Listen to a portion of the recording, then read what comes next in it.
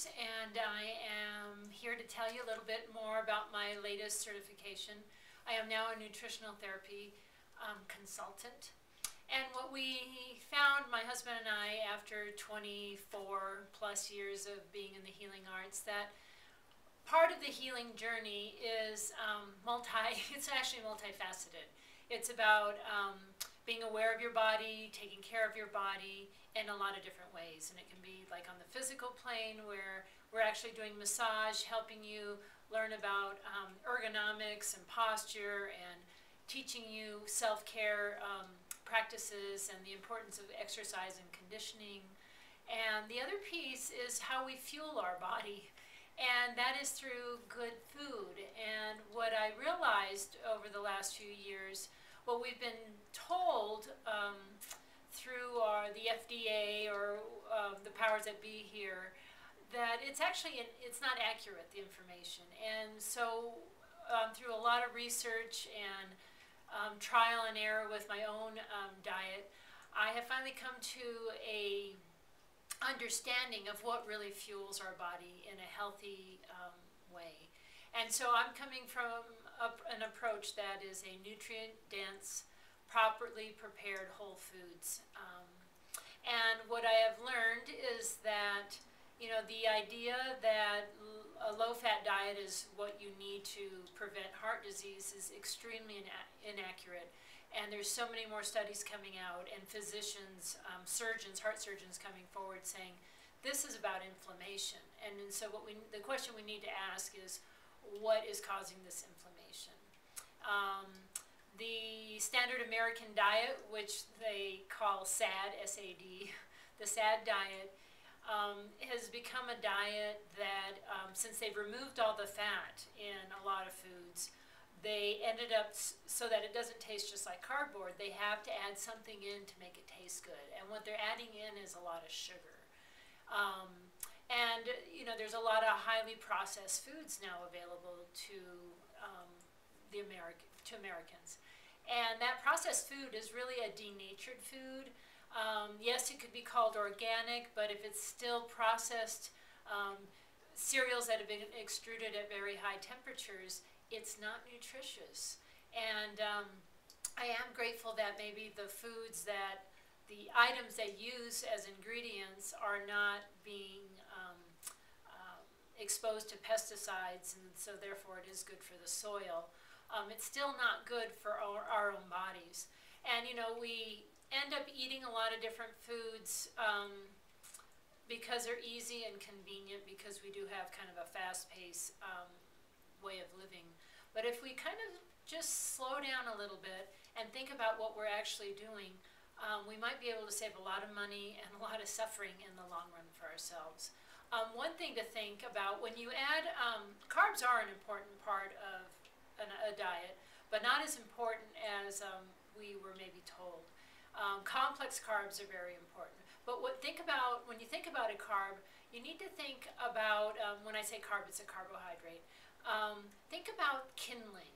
So it's one of those nutrients that when it comes into our body gives us quick energy.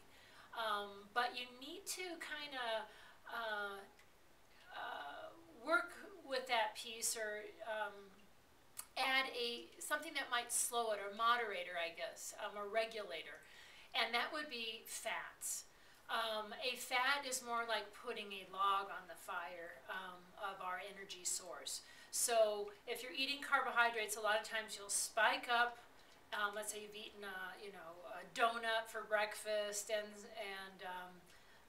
by 10 o'clock you're just dragging because your energy shot up, and now it's crashed and you need a pick-me-up. You either need a mid-morning snack, your Starbucks coffee, to get you going again until you can make it to lunch. So it's a day of spiking and crashing, spiking and crashing. But if you add some healthy fats, maybe a good cheese, a whole fat yogurt, soaked nuts, sausage, bacon, eggs to your morning, you will have a steady, gradual rise in your energy, and then a tapering off before lunch. But it's very gradual, and it doesn't stress out your adrenals. And again, I could keep on. I'll probably make a lot of these videos just describing what happens when we are running our body in extreme fluctuations like that. It's really hard on a lot of our body systems. So I realized what we put in our body is another important critical piece. I've had such great success already with my clients in terms of helping them stabilize energy levels, just shed weight. Because what happens if you're eating a lot of carbs, especially refined carbs, you're not getting what your body needs. So you keep being hungry. You're never satiated. You may feel full, but you don't feel satisfied. And our body operates really well on fats. Fats do not make you fat. You can go Google now. There's so much information out there about the importance of fats for your brain, for cholesterol, for making hormones. You need fats for every cell in your body. So if you can have a good healthy breakfast like that and just kind of have really gentle rises and falls in your blood sugar, your whole body ends up doing better, and you don't need to snack in between. So pounds just kind of shed off your body. There is a sugar balancing diet I lead people through. I check their nutrients just to see if they might be slightly deficient in certain areas. Another huge piece to this whole digestion and proper food is how well are you digesting your food? Because of our sad diet, the standard American diet, we might have a lot lower hydrochloric acid level in our gut. A lot of people are complaining of acid reflux and saying that it's an issue of too much acid in your stomach. But what's really going on, it's an issue of too little acid. And the stomach doesn't want to let go of its contents because it's not ready for the next process. Because the food hasn't completely digested, because the proper ingredients aren't there or have not been stimulated because you need that acid. And since the stomach will get full, things will back up, and then the sphincter at the top of the stomach kind of loosens up, so some of that stomach acid will flush up into the esophagus. So it's not acidic enough for a stomach, but it's acidic enough it's too acidic for your esophagus. And so you end up getting that burn. But you can go ahead and take Tums or proton pump inhibitors to stop that acid, and you'll stop the symptom of heartburn or acid reflux, but you're really ruining one of the beginning steps of your digestion process.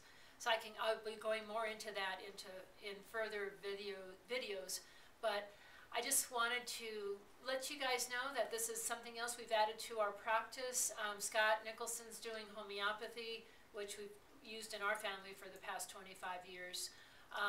And we're just finding there's some real critical pieces that can be added to someone's life routine that will really give them an advantage as we age gracefully. So give me a call. We're available. Number here is 774-8407, area code 928. The nutritional consulting practice I can do from afar. You don't need to be living in Flagstaff. And I look forward to working with you or answering your questions. And if you want to email me, you can look on the website at our contacts, and you can email me through that address. So thank you, and I hope to talk to you and see you soon. Have a great day.